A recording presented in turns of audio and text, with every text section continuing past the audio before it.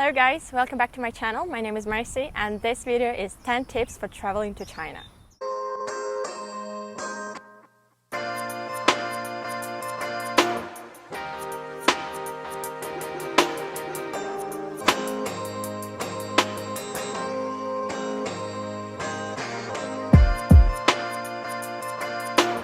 Tip number 1. If you don't speak Chinese, you need to download a translation app because not many people speak English in China.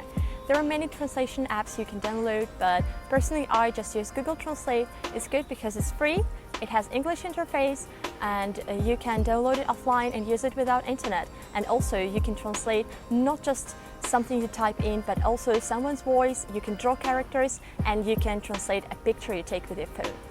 But be prepared that this app is not perfect and sometimes you would need to guess the meaning of the sentence. Tip number 2. For those of you who don't know, most of the websites you use at home on a daily basis are blocked in China, such as Instagram, Twitter, YouTube, Google and others. So if you want to access them, you need to download a VPN. It is an app that changes your IP address and it makes as if you were accessing the website from a different location. So you can buy it or you can use a free version of it. I don't pay for my VPN, I just use a free version. Sometimes it's a little bit slow, but it's alright, so you can just save up some money on this. Tip number 3. Don't travel during Chinese public holidays such as Moon Festival, Chinese New Year or Labor Day, because this is the time when all Chinese people want to go somewhere to travel or just to return to their hometowns, and it gets very expensive and very difficult to travel around the country. Tip number 4.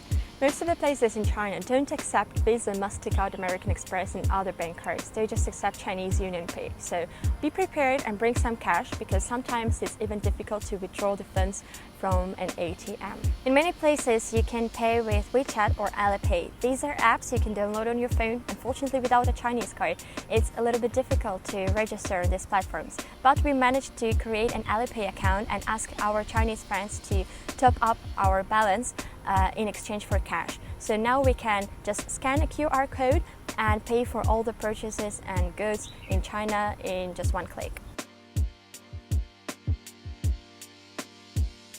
Another great app for traveling in China is Didi. Didi is basically Chinese Uber. They have English version which is very convenient and you can call a cab in any city of China very fast and very conveniently. And also they accept Visa and MasterCard, so you can pay for it with just your bank card. To plan your trip around China and some other Asian countries, you can use Trip.com. It is a website where you can book your accommodation and buy your tickets for planes and trains. It's very convenient and it's also in English. If you're taking a bus, prepare the exact fare because in most of the buses you just put the money in a box and there is no one to give you the change. A general tip for all your trips is that you can download an offline map. We use Maps.me, and for those of you who have Apple devices, you can also use Apple Maps. They are very convenient to use in China. You can plan your route there and you can also call a Didi right from the Apple Maps. I recommend you to always carry with you a hand sanitizer to keep your hands clean of germs and also a pack of tissues because in most restaurants and restrooms you will not find any tissues or even toilet paper. When you're traveling, it might be a little bit difficult to find a good place to eat. And in China, there are many different restaurants and shops where you can get some cheap food. And in most of the cases, it is much more delicious than regular touristic places. We usually check whether this place is relatively clean and how many people are eating there because Chinese know how to choose among them. And if there are many customers, the chances that the food is bad or not fresh and tasty are relatively low.